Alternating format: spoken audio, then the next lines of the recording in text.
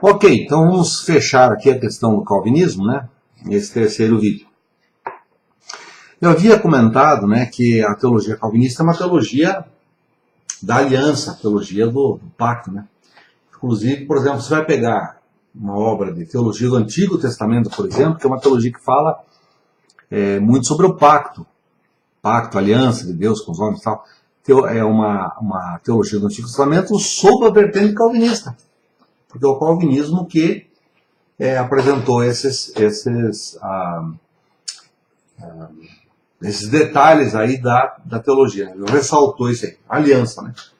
Interessante que até mesmo a teologia batismal dentro da igreja calvinista encontrou sucedâneo teológico na legitimação seguinte: da mesma maneira como o povo judeu fez circuncisão ao 8º dia de nascimento, conforme diz a lei do Antigo Testamento, assim também os cristãos batizam as crianças também desde pequenas, na mesma lógica, né? Só que teologicamente é uma teologia tipológica, uma teologia de comparação, né? De uma para com a outra, trazer um tipo que existia dentro do Antigo Testamento para o Novo.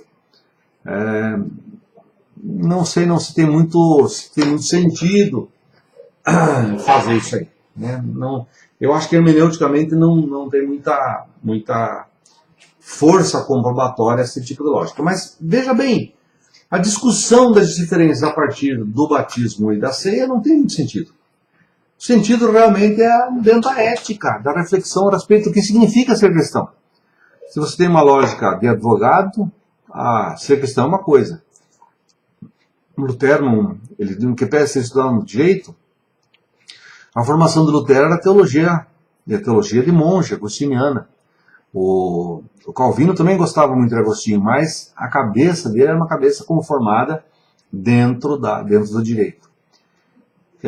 A teologia de Lutero é uma teologia mais complicada de se fazer compreender, sabe? Eu teria que falar um dia sobre exatamente esse diferencial entre a teologia calvinista e a teologia luterana, porque a teologia luterana é mais complicada, entendeu? Você precisa compreender bem essa questão do calvinismo aqui, para que depois você possa se perguntar, puxa, mas o que ensinou Lutero? Como é que Lutero leu as escrituras para esse tema? João Calvino também era um bom conhecedor da Bíblia, só que a cabeça do advogado pensou, encaixou as escrituras dentro da lógica que ele tinha de advogado, sabe? Bom, essa teologia agostiniana, calvinista, que dá ênfase no pacto e tal, né? Ela vai dizer o seguinte: olha, nós cristãos agora também temos que fazer um pacto com Deus. Nós entramos dentro de um pacto para tornarmos igreja. Então, você assume um pacto e ser um cristão bonitinho, quadrado, né? Andando terno, gravata, certinho e tal. Teologia calvinista. Por essa razão, você vai ver no domingo lá, os caras que vão na igreja pentecostal, eles vão andar de terno, gravata, bonitinho, né? Vai ele na frente, as mulheres todas atrás, ali, tudo enfileiradinho e tal, indo para a igreja. Porque lá ele vai ser cristão. Lá dentro do templo, lá ele tem um pedaço do céu. Entende? Teologia calvinista. A teologia calvinista é uma teologia que se propõe à igreja como reforma do mundo. Quer ver onde é que vai o mundo? A igreja é o sinal lá, que lá é indicado onde está o mundo reformado, onde está o mundo bonito. E eu vou lhe falar o problema disso, que pode ser que tenha muita gente que não concorde com esse mundo novo. Veja o exemplo agora dessa marcha, da passeata para Jesus aí e tal, né? Coisa dantesca. O Bolsonaro faz o sinal lá de um fuzil, né, apontando para baixo. Teologia calvinista. Porque ele acha que esse seria a transformação do mundo que a igreja quer, né? O que vai fazer? Vai afastar as putas, as prostitutas, vão sair fora, né? O MST, por exemplo, o MST não pode estar dentro da igreja, né? Porque são muito feios, né? Pobres e tal. Teologia calvinista, né? A teologia não é vista a partir dos pontos de conflito. Isso é teologia, isso é a filosofia de Marx, né? Marx vê o mundo a partir do conflito.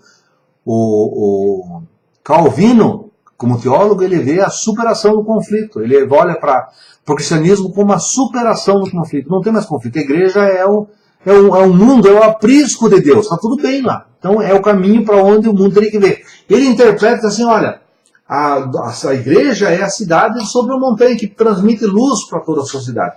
Então a igreja tem que ser uma igreja brilhante, bonita, né? Teologia calvinista. Só que pode ser que você não queira fazer parte disso. Você olha para lá e diz, não, isso aí não é possível, eu não me identifico com esse tipo de coisa. Então, por exemplo, os marginais da nossa sociedade, por exemplo, quem é gay, né?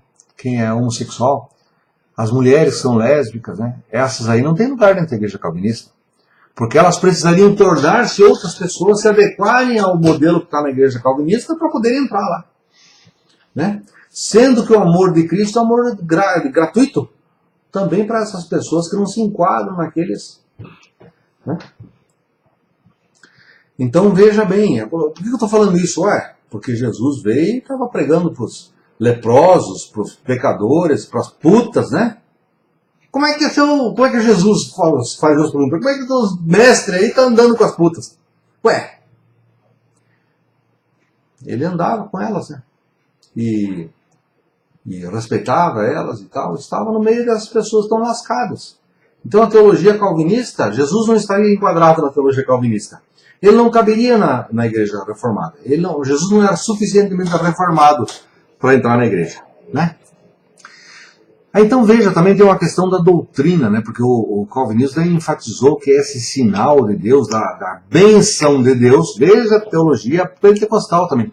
A bênção de Deus vai estar no cara que está melhorando de vida, coisa e tal, né? Daí então, essas pessoas mostram o sucesso da predestinação. A pessoa estava predestinada para a salvação, e por isso ela está indo bem. Né? Quem percebeu que isso era um problema foi um teólogo já entrando no século XVII, quase.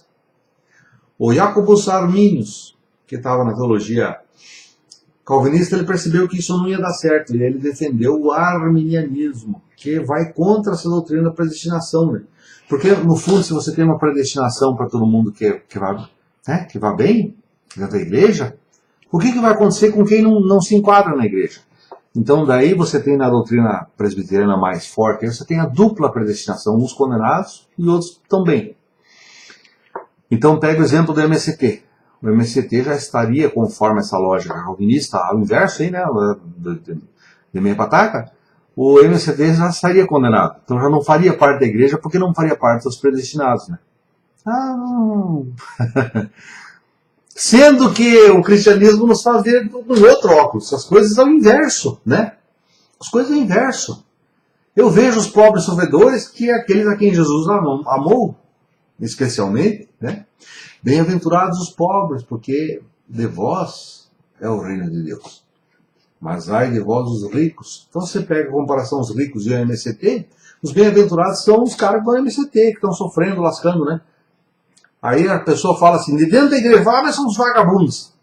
Veja, é o tipo de acusação que se fazia contra Jesus, né?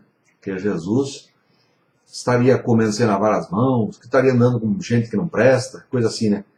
Então, teologia calvinista é aquela que empesteou, que proliferou dentro do mundo do cristianismo contemporâneo.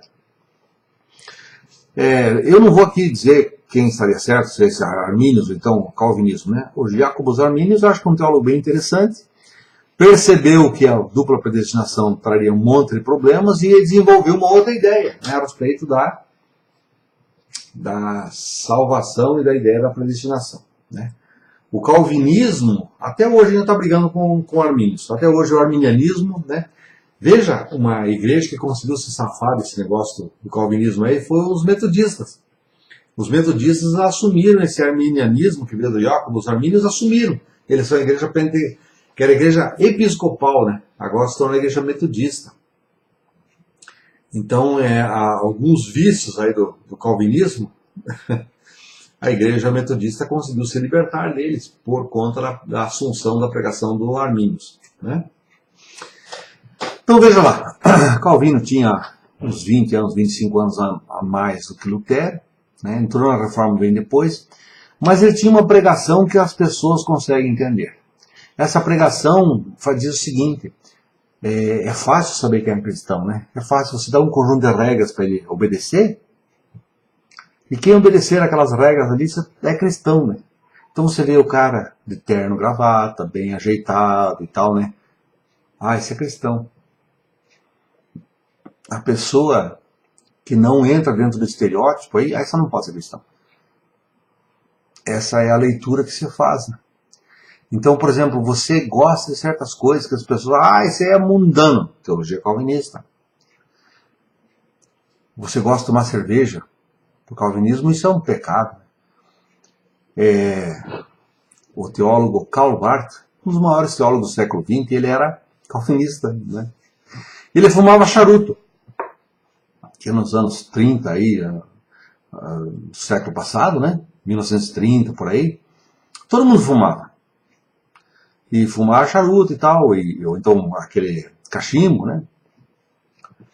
Os calvinistas não conseguiam entender o Karl Barth. Como é que é possível o cara, teólogo cristão, aí tá fumando, né?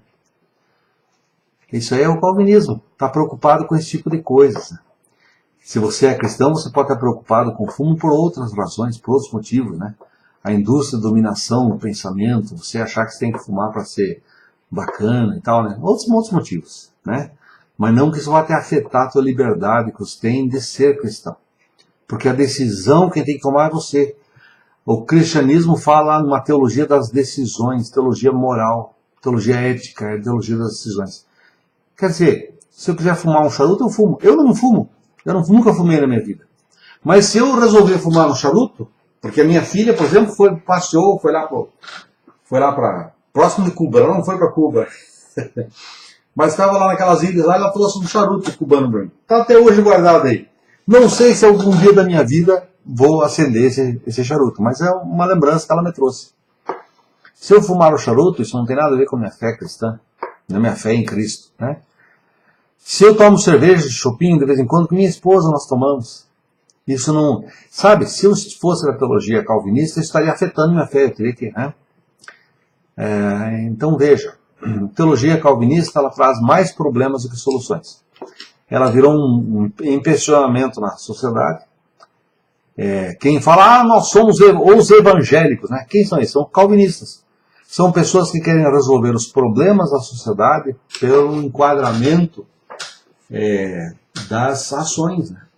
Desenvolver uma ética comportamental. Sendo que Jesus Cristo viu que os fariseus e saduceus da época deles tinham exatamente isso, uma ética comportamental, que eles queriam impor sobre a sociedade. Como se tornar judeu significasse fazer aquilo que eles queriam que fizesse, o sacrifício, lavar a mão antes de comer, né? Mas na época de higiene que eles estavam preocupados por causa que eles iam contaminar os alimentos, né? Questão de pureza, impureza. Calvinista, né? Então o calvinismo é um novo farisaísmo. Um novo farisaísmo. Não estou aqui denegrindo a mensagem do João Calvino, um cristão sério e tal, né? Mas que na conformação da sua teologia ele não conseguiu se desligar do direito, né? Do direito. Liberdade em Cristo. Essa que é a questão, né? Você é livre, porque Deus te ama. Entende? É isso que realmente é o cristão e aquilo que interessa. Um outro vídeo vamos falar então sobre o luteranismo e a diferença, né, da teologia do Lutero com o calvinismo. Tá bom? Um abraço para todo mundo.